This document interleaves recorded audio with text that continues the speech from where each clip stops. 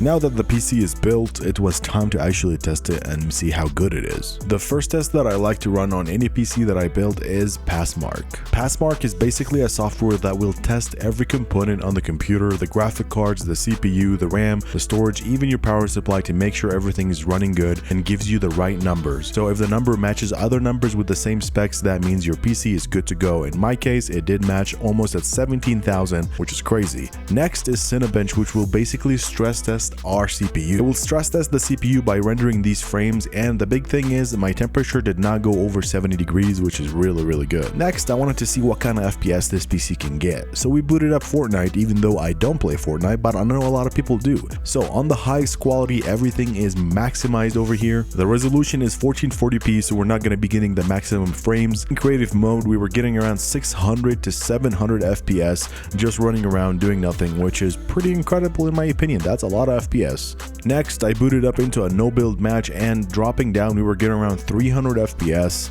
and once we hit the floor, we were getting around 200, 250, sometimes 300 at the highest settings, which is incredible. Next, I wanted to see what kind of FPS it would get on lower performance, so we put it into performance mode, mostly lower settings, and the FPS was around 400 to 500 in the game, which was crazy. I don't play Fortnite much, but this game looks really good, especially when you're getting a lot of FPS. Next, I wanted to test Call of Duty. I put the settings on extreme, highest everything, because it's a 4090, so it better give me some good frames. And I don't have a close-up shot of the FPS, but I was getting anywhere between 200 and 300 FPS in multiplayer, and around 180 to 200 in Battle Royale, which is crazy. This is the highest settings at 1440p. It's looking like I'm gonna need to upgrade to 4K monitor, guys. Anyway, this was it for testing on the FPS. I play Call of Duty most of the time. I'm starting to play Battlefield 2042, so I'm excited to try that out. But honestly, the FPS was incredible. And that is it for this video. Thank you guys so much for watching and supporting me. If you enjoyed this video, please drop a like. It helps me more than you know. And if you're interested in anything or you have any questions, let me know down below in the comments. But other than that, thank you so much for watching, and I'll see you next time.